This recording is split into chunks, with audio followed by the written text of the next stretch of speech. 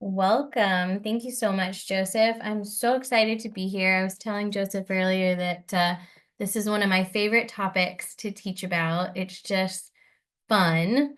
So I'm really excited to walk through it with you today. My name is Dr. Kate Rogers. I'm a clinical psychologist and director of research and outcomes at OCD Anxiety Centers. You may or may not already be familiar with us. We have giant signs next to the highway. We have a few different clinics.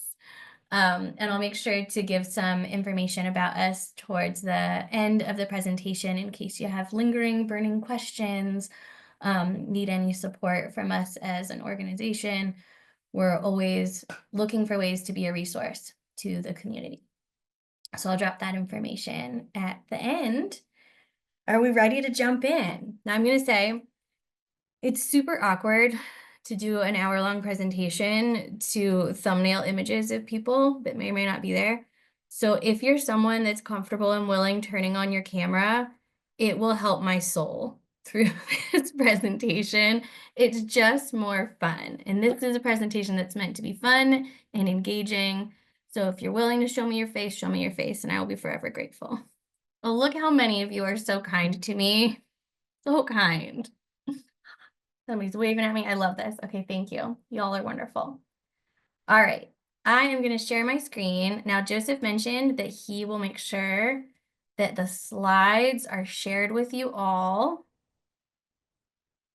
Okay, give me a thumbs up that you guys can see it. Beautiful. Okay, what we are talking about today is inhibitory learning. Now, inhibitory learning is what I describe as the new hotness when it comes to exposure-based treatment, but it's still relatively new in terms of some of the big players in the exposure world are using this and have really adopted it into their everyday work, but not everyone. And there's several reasons for that. Often because nobody's taught it. Sometimes it's because if you Google like a diagram about inhibitory learning, it looks horribly confusing and overwhelming, and everybody's like, yeah, no, thank you, that's ridiculous. I was mentioning to Joseph earlier that that's something that really bothers me because it's not that complicated of a concept, and it can be such an empowering tool for both you and the clients that you serve.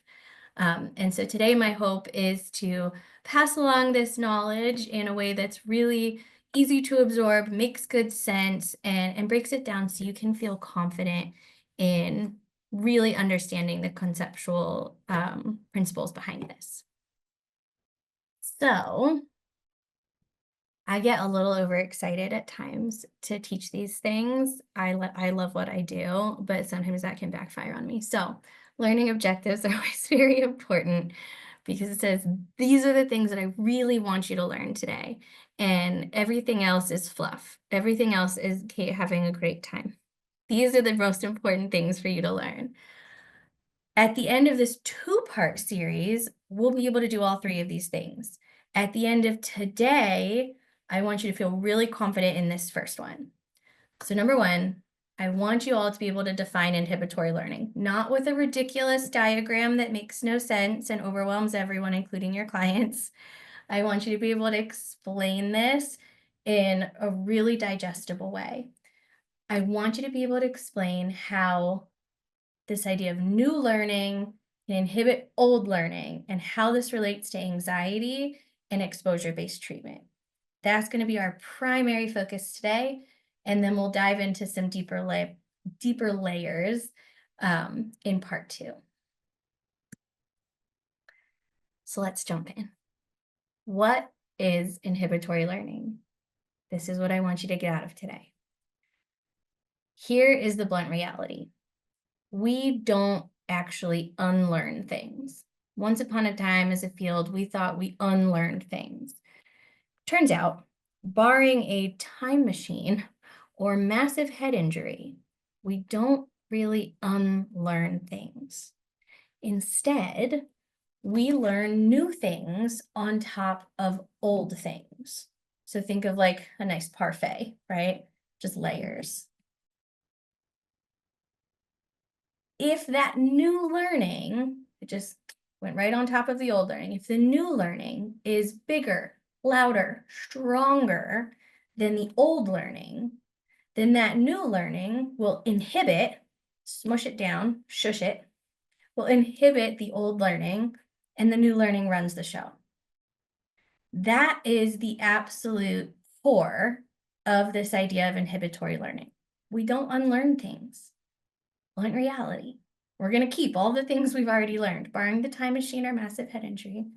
That's why we got the DeLorean up there. But in general, we just learn new things on top of old things. So we're going to be strategic in how we help our clients learn those new things.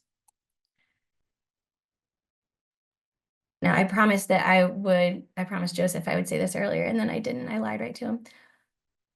Please write down questions as they come into your mind. Write them down as we go through this presentation. We'll leave at least 10 minutes at the end and try to chip away at the questions that are still lingering. So please write down your questions because those are fun for me. Okay, inhibitory learning. I like to think of this in one more metaphor. I love metaphors. Is anybody familiar with the town of Daybreak? It is so cute, isn't it? It's the cutest town, the town of Daybreak, right? Like, look how adorable. So adorable. Now, how does the town of Daybreak relate to inhibitory learning, you might be wondering? One of the most interesting things to me about the town of Daybreak is what was there before the town was built. Before these super cute little houses with cute colors and the fake beach, what used to be? Does anybody happen to know what used to be there? Wasn't it a dump site? It was a dump site. Thank you, Okay, Paige. that's Yes. what I thought. Yes, it was. This was where the mining company, right? Because it's right outside the copper mine. This is where the mining company would dump their trash.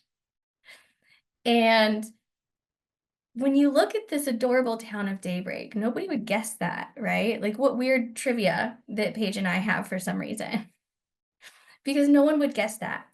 And what's really interesting is you might wonder what happened to all of that trash, all of the mining trash. Well, they didn't get rid of it. There was a lot of it. So that's not really what they can do. So instead, what they do is they take in massive amounts of clean, fresh dirt and they dump it on top. And they have so much clean, fresh dirt that on top of the clean, fresh dirt, they built the town of Daybreak. That is adorable. And you look at the town of Daybreak and you walk through it, you might even live there, and you would have no idea that it is built on top of mining trash. This is AI generated, by the way, because I had fun with ChatGPT before this. This is just how I imagine it might have looked, but it doesn't really matter. Because just like the concept of inhibitory learning, we don't unlearn things and we can't really get rid of the trash. But if you put enough clean, fresh dirt on top of the trash, no one will know the trash is there. It doesn't matter anymore. What matters is this adorable town of Daybreak that is absolutely delightful. This is the idea behind inhibitory learning. New learning on top of old learning, but it has to be enough new learning, enough fresh, clean dirt to inhibit the old learning to hide the trash. So what does this look like in terms of things like exposure therapy and anxiety? We'll come back to this slide quite a few times, but the gist is inhibitory learning is this process of creating new learning on top of old learning and making that new learning stronger than the old learning so that it can inhibit it.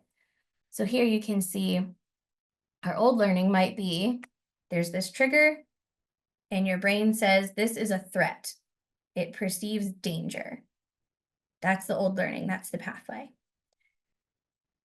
But the new learning we're probably shooting for, if we're doing something like exposure therapy, is that that same trigger is perceived as safety. It doesn't turn that alarm on anymore. It is no longer seen as danger. It's seen as safe. We want to make sure that new learning is bigger, louder, stronger than the old learning because they're kind of battling. We want our new learning to inhibit the old learning. So to dive in a little bit deeper, I always find it very helpful to really understand what is happening with anxiety. If we want to be able to tweak it, if we want to be able to manipulate anxiety and help our clients get freedom from this, we want to really understand the mechanics behind it, what is happening. And if you can't already tell, and you can though, I really like metaphors because they make things make sense. So, imagination hats on with me. We'll dive into some more metaphors together to understand anxiety. Anxiety functions very much like an alarm clock. We all know what an alarm clock is, right? I mean, we use it like on our phones for the most part now, but the principle is the same. You set the alarm for the time you want to wake up, and the alarm goes off. When that time comes with whatever toony tune, but your brain is kind of programmed to know that toony tune means it's time to wake up. And that's very much how our anxiety system works. Looks slightly more complicated, but that's the idea. It's just an alarm clock. We start here with a trigger, a thing. Could be a pen, could be anything, any trigger at all. And when our brain is exposed to that trigger, our brain says, that is dangerous. That thing is dangerous. So let's for a moment think about another example of this. I think we're all in Utah in this presentation. So this usually goes well. Raise your hand if you like to hike. Does anybody like to hike? I usually get a good few hands in the state of Utah. It's very, very helpful. Okay, so let's imagine for a moment you are hiking down your very favorite trail. So like really picture it, imagination hats. Picture yourself hiking down your very favorite trail. And then all of a sudden, for no good reason at all, about 2 feet away from you is a hungry, angry looking grizzly bear, right? We have our trigger. There's a bear, a grizzly bear. Your brain says, oh dear, it's gonna eat my face. It has perceived a threat of the bear eating your face. That's fair.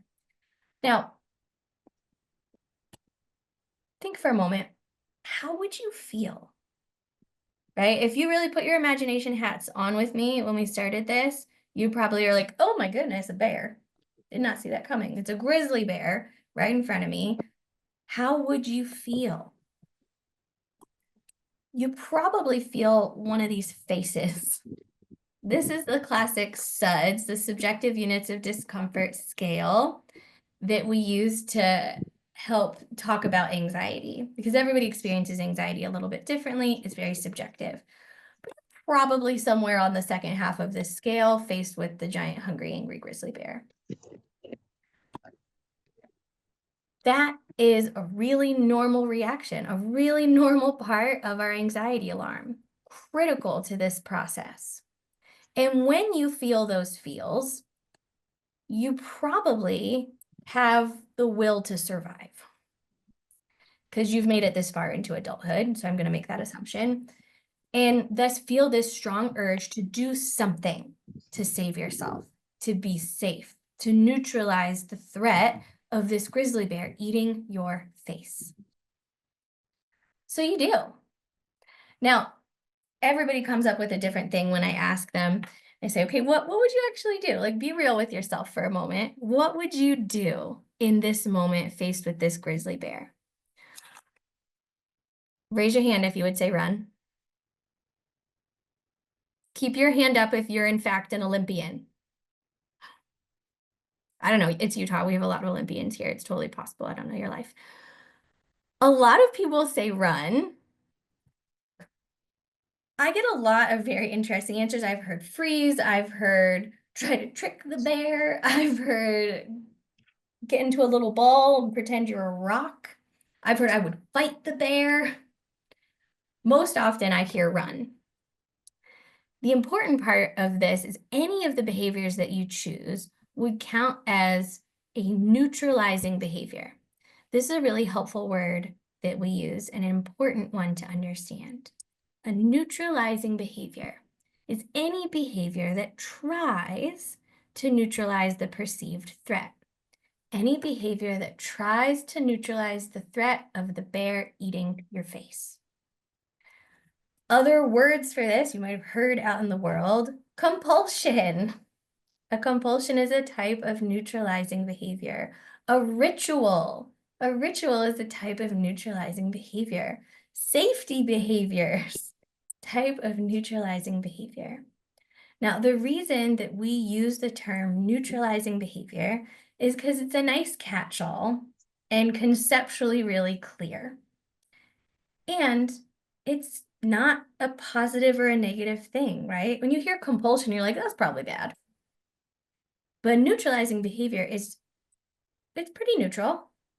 It simply is any behavior that tries to neutralize a perceived threat.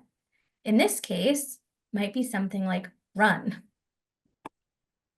Now, the important thing about our alarm is that every single time you do a neutralizing behavior, any behavior that tries to neutralize a perceived threat, we confirm in our brains that that threat was real. We learn that thing was indeed dangerous. We create learning. And that's great, right?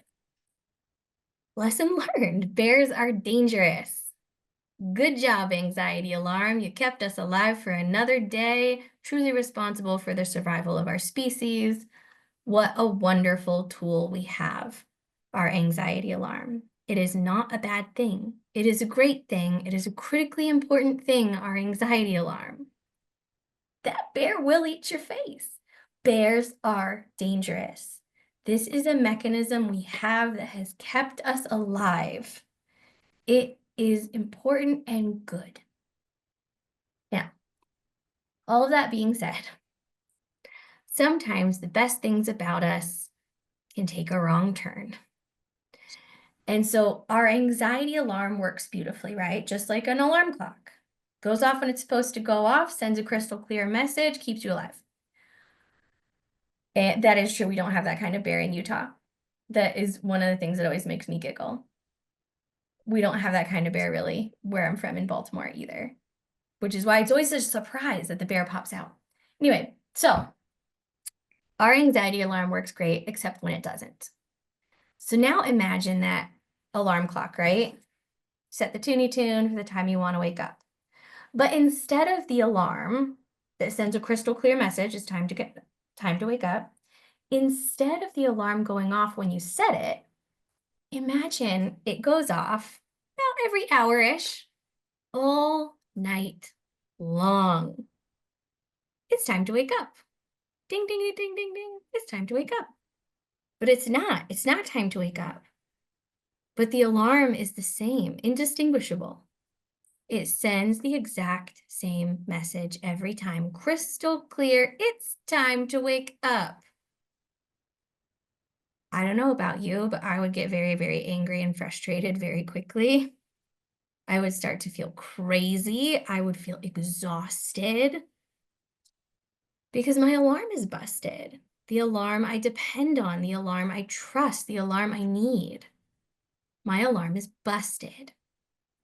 And that's exactly what happens to our anxiety alarm when a client is experiencing something like obsessive-compulsive disorder or an anxiety disorder. At the heart, they have a busted anxiety alarm. Anxiety is not bad. Anxiety is not the enemy. Anxiety alarm, good, important. But their alarm is busted. It's going off when it doesn't need to. It's the exact same alarm. So let's take a look back at our anxiety alarm, right? Grizzly bear makes you feel the feels. But what if that exact same alarm went off for this cutie pie teddy bear. Exact same alarm. Notice these guys down here, they don't change. The emotional experience is identical because the alarm has gone off and we have perceived this bear is going to eat our face. Everything's the same. The only thing that changed was a trigger. It's not a grizzly bear anymore, it's a teddy bear. Totally safe.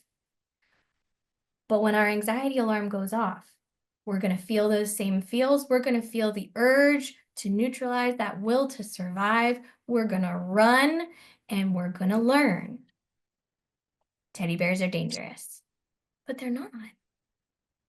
But our anxiety alarm is so powerful that it tricks us so quickly, and then that alarm gets tighter and tighter and tighter and goes off for more and more things. And this is the essence of what our clients experience when they have OCD or an anxiety disorder or PTSD.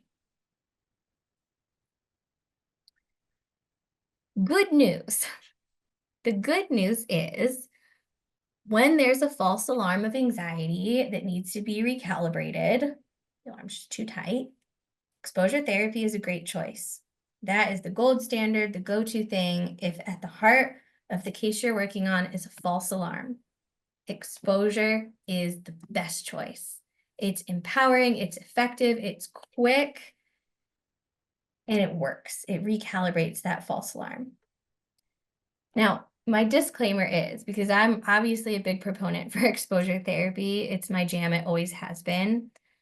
My disclaimer is please, please, please, no matter how amazing exposure therapy works or how great you feel doing it or how great your clients have success, keep in mind that exposure therapy is not for everything.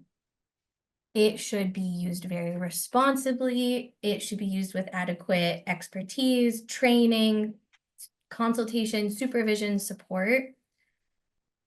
It should not, absolutely should not be used for something that's not a false alarm of anxiety. If somebody just hates something, exposure therapy is not the right choice. Exposure therapy really intentionally targets this false alarm of anxiety, and it should not be used for anything else.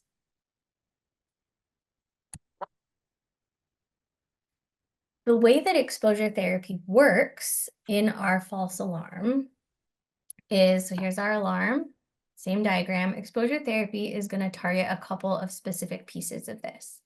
Now, it's important to recognize that another blunt reality, we only have control of very few things. We don't control how our brain perceives the threat. We definitely don't control our emotional response. We would like to think we do sometimes, but we don't. Just gonna have to radically accept that one.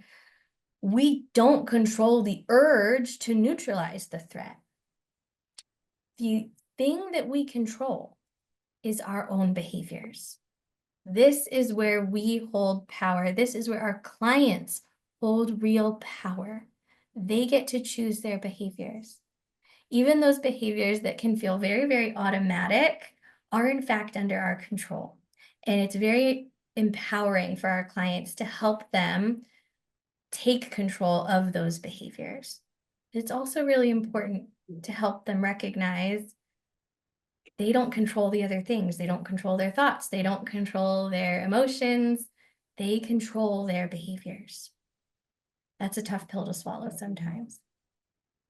The other thing we have some control over, but not a ton of control over, is the trigger. We don't actually control what pops out of the bushes. It might be a grizzly bear. We can, however, control our pattern of approaching things or avoiding things. So we can intentionally place ourselves into a situation where we may be vulnerable to a perceived threat. When our brain says, no, no, no, don't go there, we can make the choice to go there. And that is the essence of exposure. Exposure means intentionally placing yourself into a situation where you may be vulnerable to a perceived threat. So in our grizzly bear example, it'd be like, go for a hike. It doesn't have to be hunt down the grizzly bear. Just go for a hike. You're taking the risk that a grizzly bear might pop out of the bushes. That would be an exposure. Now, exposure typically goes with its very best friend, response prevention. Exposure and response prevention, ERP. Response prevention is a critical component here, and it means remaining vulnerable to the perceived threat by resisting the urge to engage in neutralizing behaviors. Exposure, do the thing. Take the risk. Response prevention, do not neutralize. And I want you to think about how challenging this would be for someone with OCD or an anxiety disorder. It may be a teddy bear that you want them to walk towards, but that may not be what their experience is, because their emotional reaction is one for a grizzly bear. So when you're asking them, go hug the bear, you get to know it's a teddy bear, but they don't get to know. Their brain screams to them, this is a grizzly bear. And you're sitting there saying, go hug the bear. And they have to take that leap of faith and hug the bear while their brain screams, this bear is going to eat your face. The alarm is the same. It's indistinguishable. It's so important for us to recognize that experience in our clients and to help families recognize that experience in our clients so that everyone can support effectively. These clients are not crazy. They just have a busted anxiety alarm. They often feel crazy, but they're not. They're having a very natural reaction when their brain says, this bear is going to eat my face. So naturally, when someone does an exposure, go hug the bear. Their natural inclination is to then do a neutralizing behavior, right? Because it's going to keep following the same cycle. I'm going to hug the bear. This bear is going to eat my face. My anxiety is off the charts. I feel an urge to neutralize. Then they have to resist that neutralizing behavior. If they do the exposure and don't resist the neutralizing behavior, they're just going to keep learning the same thing they've always learned. Bears are dangerous. Stay away. Stay safe. When you can combine exposure with response prevention, that's how we recalibrate the false alarm by getting to learn something new. Instead of confirming the threat, we learn this is safe. And the alarm gets looser again.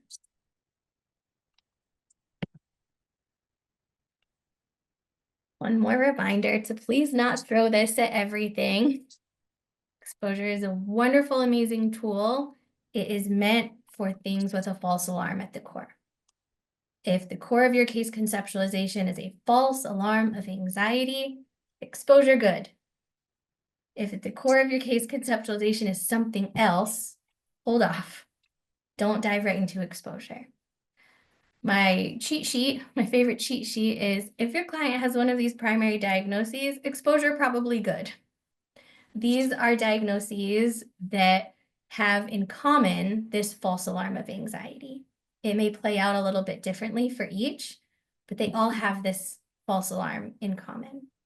OCD, body dysmorphic disorder, social anxiety, panic disorder, generalized anxiety disorder, and even PTSD. These all share that false alarm in common, meaning they respond really well to exposure therapy. But you should always only do it if you have enough expertise to understand the mechanisms underlying. And that's really what this presentation is for. So let's dive a little bit deeper into the role of inhibitory learning. So far, I'm just selling exposure to you. So what how does this idea of inhibitory learning, new learning on top of old learning, how does this play into exposure therapy? And the key is going to be right here. Neutralizing behaviors, teach confirmation of threat. Response prevention, no neutralizing behaviors, teach safety. We want that new learning on top of the old learning. And the new learning of safety has to be bigger, louder, stronger than the old learning of danger and threat. If that new learning is bigger, louder, stronger, it will inhibit the old learning, and the new learning will run the show. It will be the autopilot.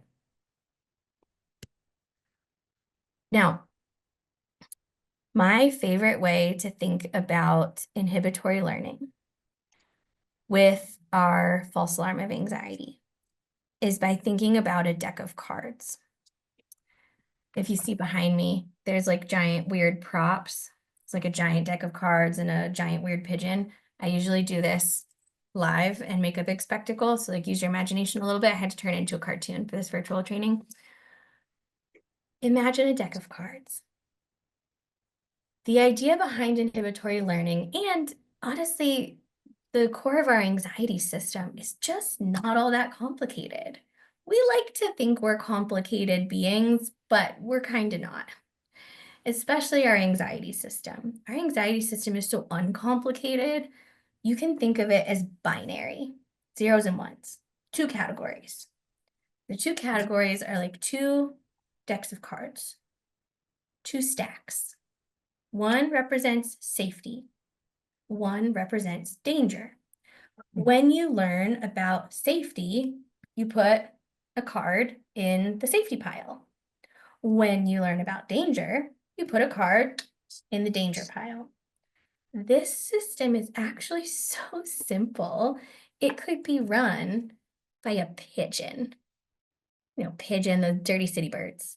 It's not even a fancy bird. It's not like a crow or a raven. Pigeon, dirty city birds. Pigeon could run this system, truly. Back in the day, B.F. Skinner used to do some of his studies with pigeons, and he could teach pigeons to sort.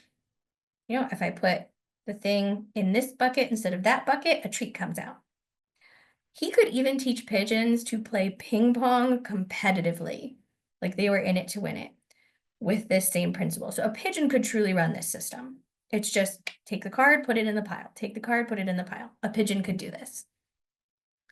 So let's imagine a pigeon. My son named him Pigeony. There's a giant stuffy version of him. This is Pigeony.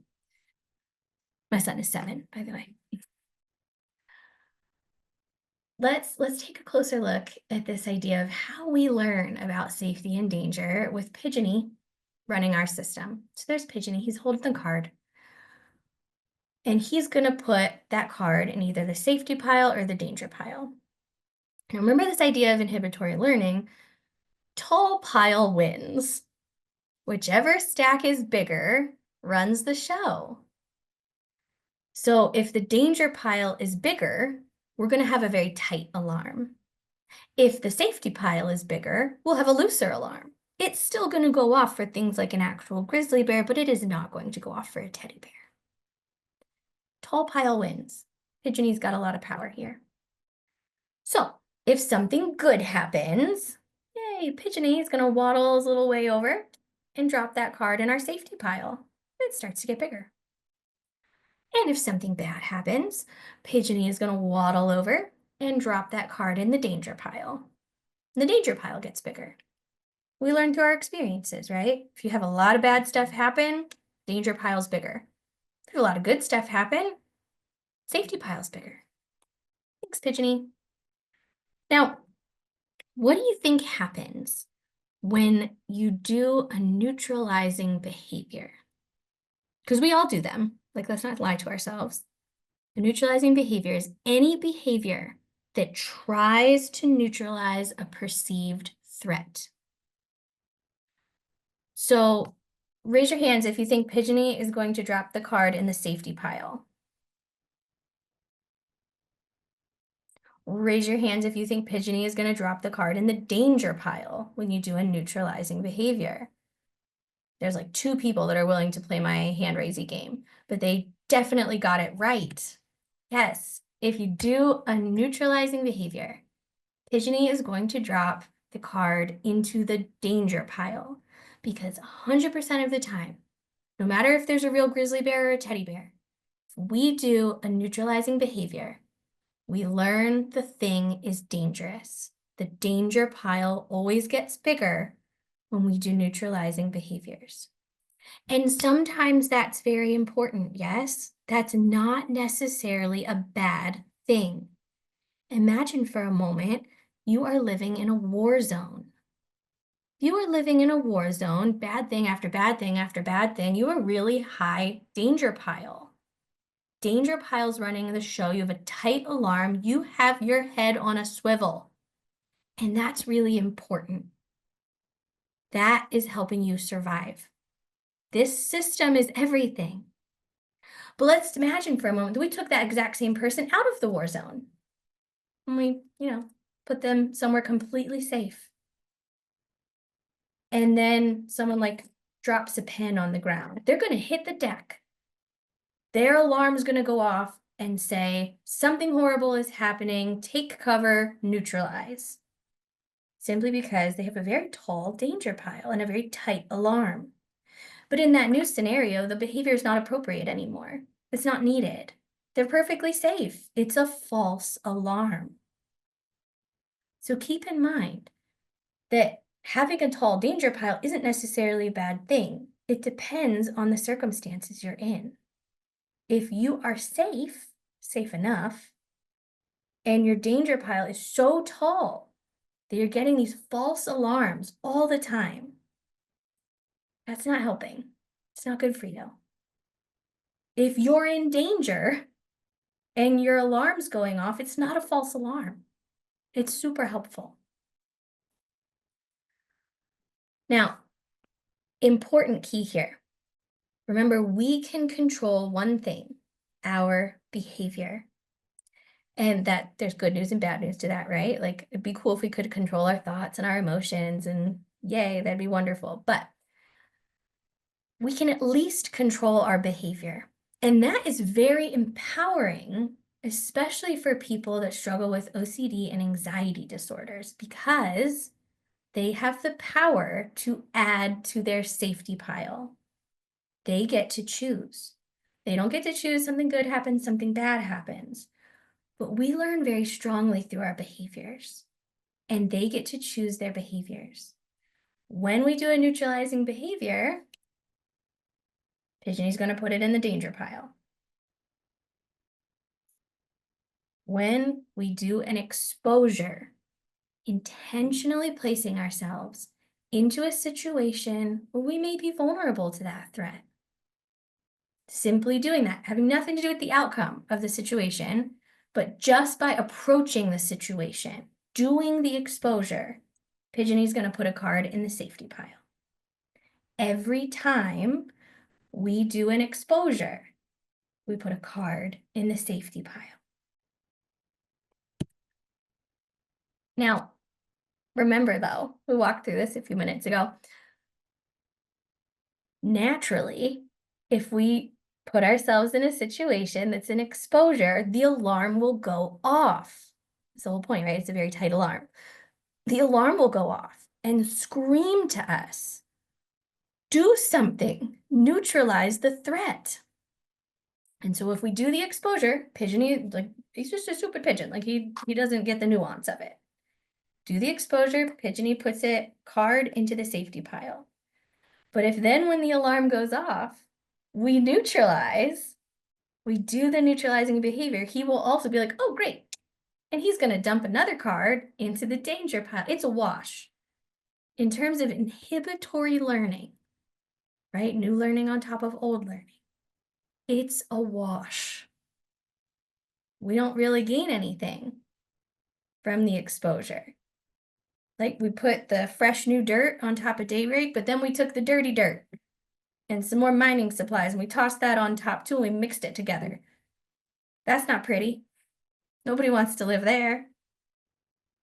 If we do exposure without response prevention, you'll never move forward. It's a numbers game. That's why we picture the playing cards. Tall pile wins. It's just math, and Pigeony's just stupid pigeon. He doesn't care about the nuance. It's just a numbers game, plain and simple. Luckily, it's a numbers game that we can manipulate. We can be empowered to play this game in a way that we can win because it's not really set up in our favor. If you think about it, there's a couple things that are not set up in our favor. I forgot to mention something about Pigeony. Pigeony is on meth. Okay, give him a little baggie. And you might be wondering, wow, that's like a really weird turn this just took. Why is the pigeon suddenly on meth, Kate? That's a very fair question that you're asking. Pigeony is on meth because Pigeony does not rest, ever. We never stop learning. We are not simply learning when we intend to. We are not simply learning when we are in session with our wonderful therapist who is cheering us on. We are not only learning when we are intentionally doing exposures. We are always learning. The pigeon is constantly putting cards into these two piles all day, all night, nonstop. We are always learning. And that's important, right? Because how many times have we sat with a client and felt like we did so much work in this amazing hour? And then next week that client comes back and nothing has changed. They did such great work in that hour. But the other hours in between, which is a lot more hours in the numbers game, they were learning something different. We can really recognize we are always learning. We are always putting these cards in the piles. We again get much more empowered to change the game, to put the cards intentionally where we want them to be. Now, the other thing that doesn't really make this fair is, let's say, for example, show of hands, raise your hand if you have ever worked with a client with OCD. Cool.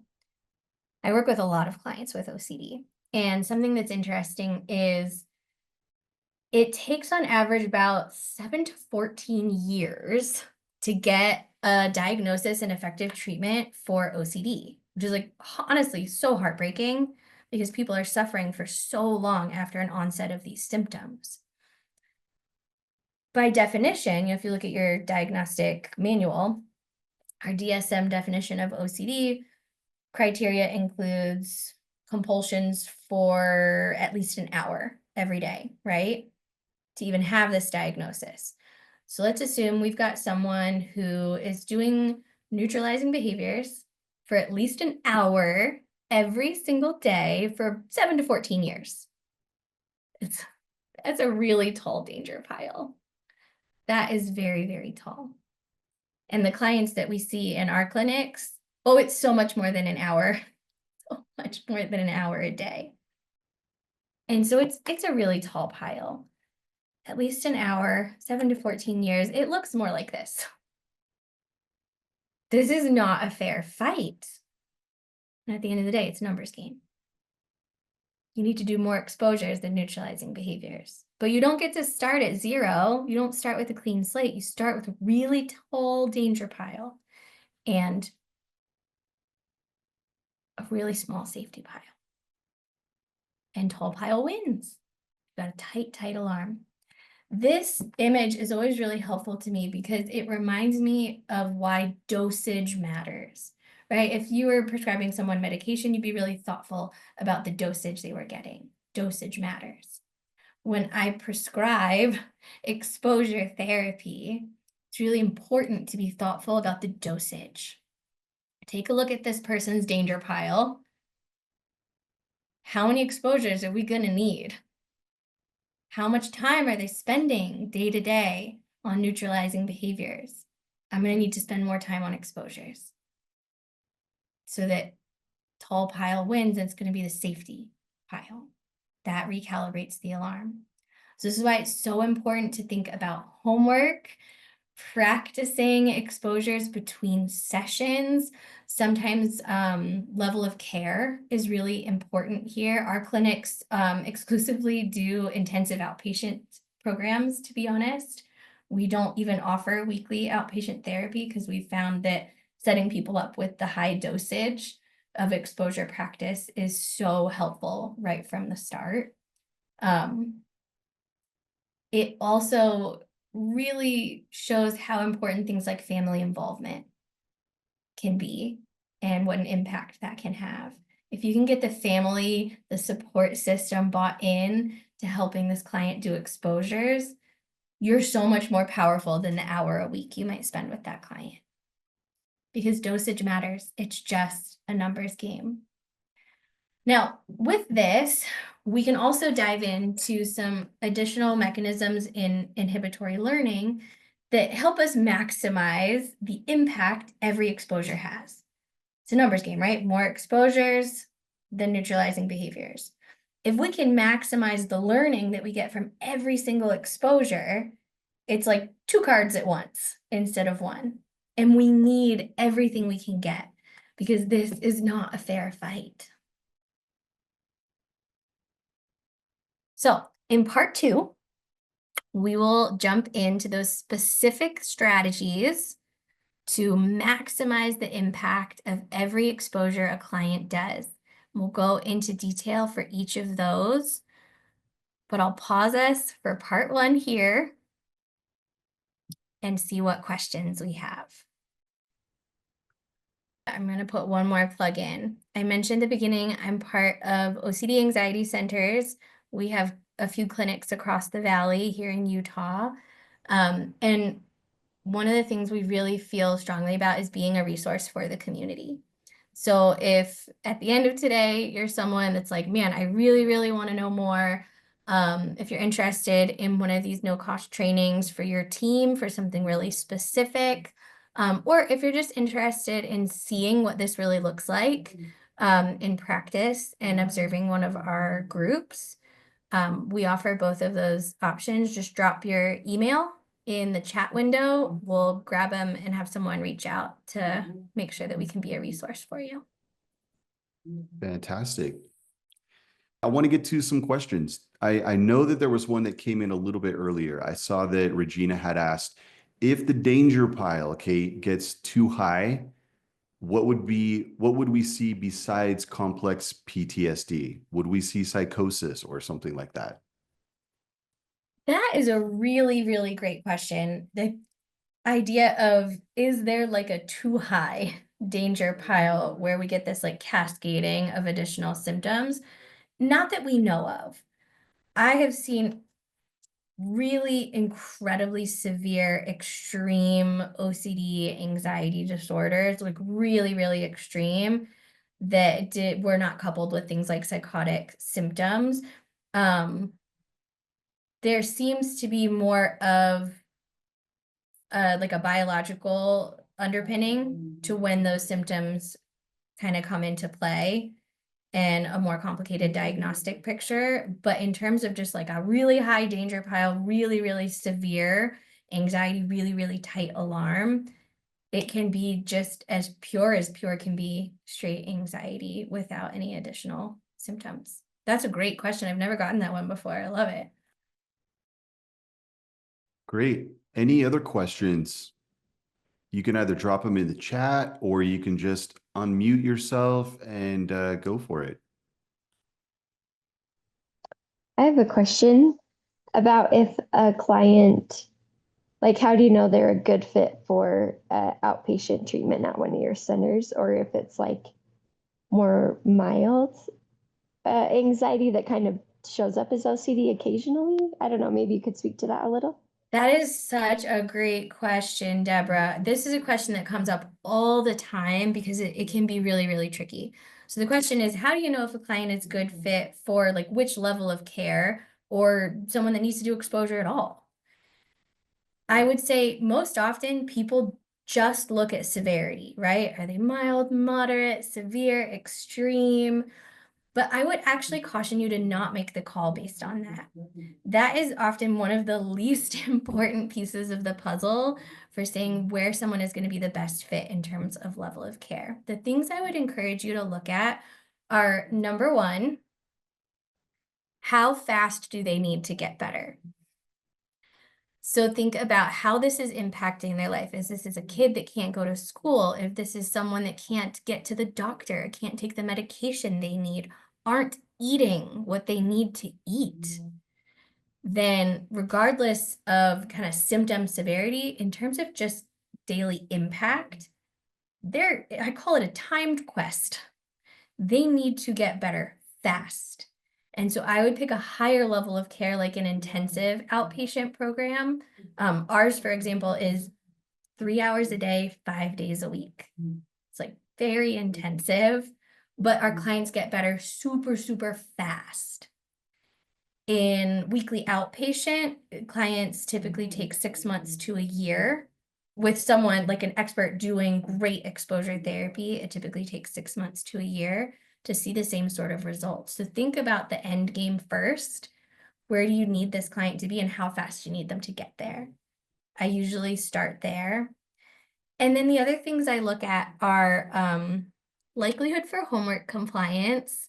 And not just because you've got a client that hates the idea of homework. There's so many reasons a client might struggle in all the hours in between your sessions. If you've got a client that's really likely to struggle to do the learning you want them to do between sessions, that's when I would consider a higher level of care, simply because there's less time between each session. And so you're spending more time getting the learning you want to get, because at the end of the day, it's a numbers game. Those are the two things I typically highlight most. And then kind of an additional one is family involvement.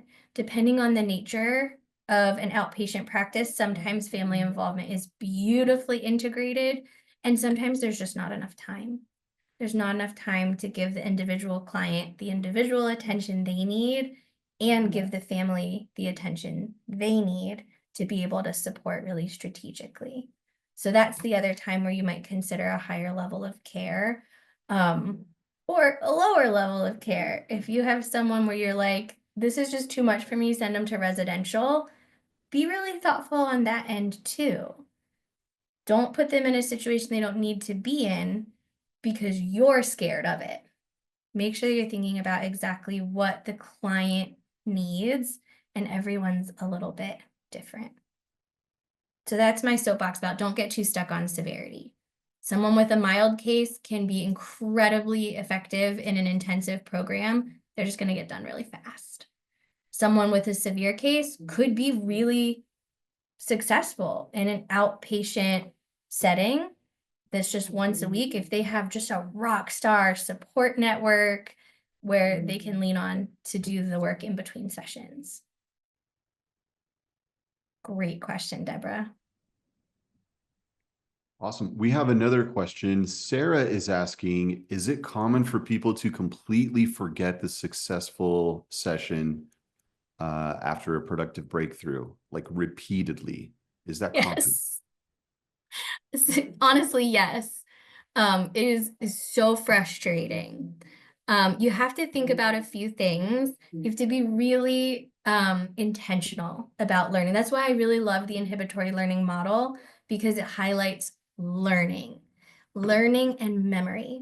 This allows you to zoom into each individual client's learning style. Some of our clients come in with a neuropsych eval. I will read it from start to finish because it just tells me everything I need to know to be really strategic in helping them remember. I've had clients that went through like 6 weeks of IOP, and I was like, tell me what you've learned. And she looked at me and she said, I don't know. And I was like, oh my goodness.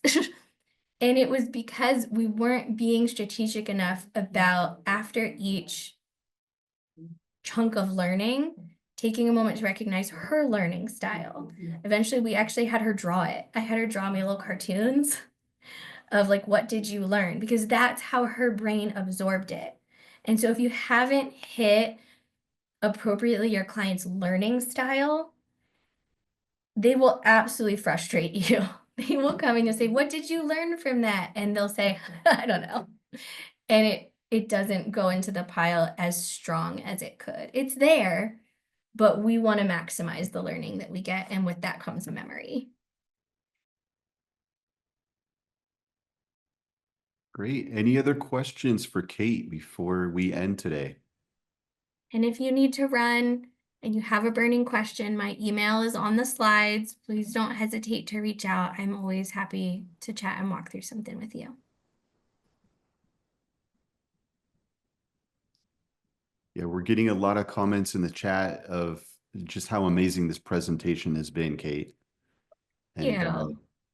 yeah, people are very thankful for the wealth of information that was covered today. Y'all make me feel so good. I'm going to have a big head now. Now my poor husband will have to deal with me.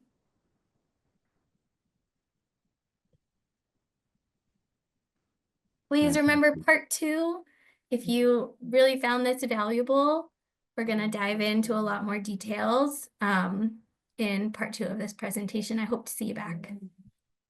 Well, thank you everyone for joining us. This has been fabulous, and come back for part 2 on the 25th. I'll be sending an email out. Will you be using a separate link for that? But watch your email, and hopefully you can join us for the second half. I look forward to it. Thanks so much Again, for having me. thank you so much for being here, Kate. We appreciate everything you're doing.